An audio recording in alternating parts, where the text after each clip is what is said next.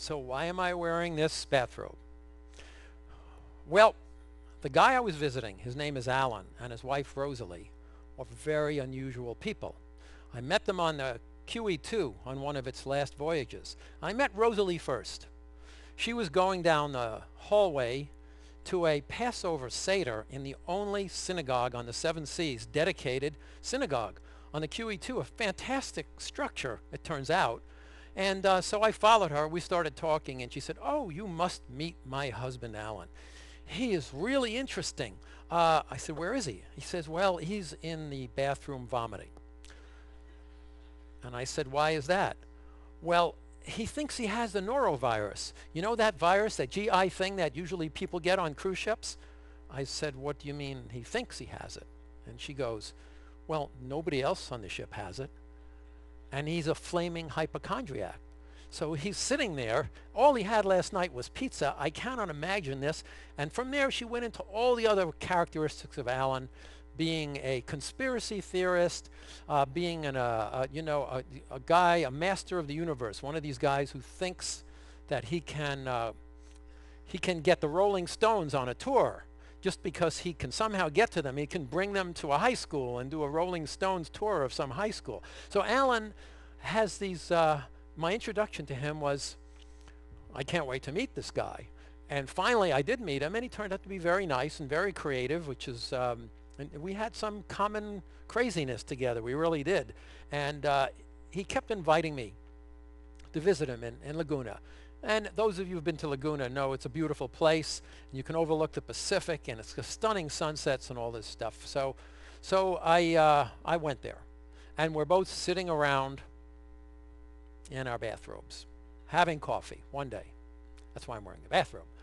And we're sitting there, and he says to me, "You know, there was a picture in the paper the other day that I saved, and I wanted to show you this picture." And lo and behold, he shows me this picture, the one I just showed you before.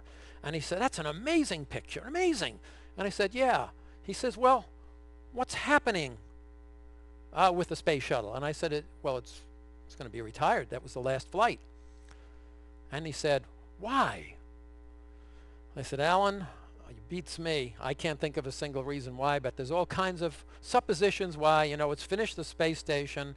There's not much money, yada, yada, yada." And he looks at me in the eye and he says, "You know,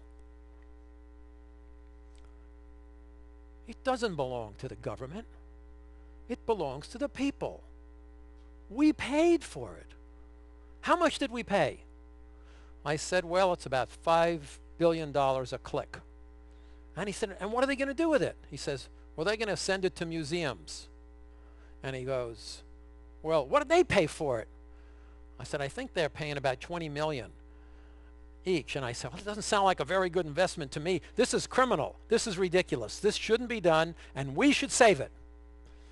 I look at him and I say, "What's this we, Sherlock?" And he says, come on, you really should be doing this. We really should be doing this." I said, "Alan, you work in Disneyland. You are a Hollywood, a Hollywood script writer who's never had a script. You know less about the space program than the average 5-year-old. Why do you want to do this?" And he said, "Because it's the right thing to do. Indulge me. What would you do if we wanted to do this? What is the first thing you would do if we had any idea about this?" You know, I'm staying in his place. He's giving me coffee. He gave me a bathrobe. They're making meals, you know, and so what am I going to say? "You're a fool, you're this, you're that." And I say, "I'll indulge you, Alan. The first thing you do, really, is if you want to change the world like this, is you do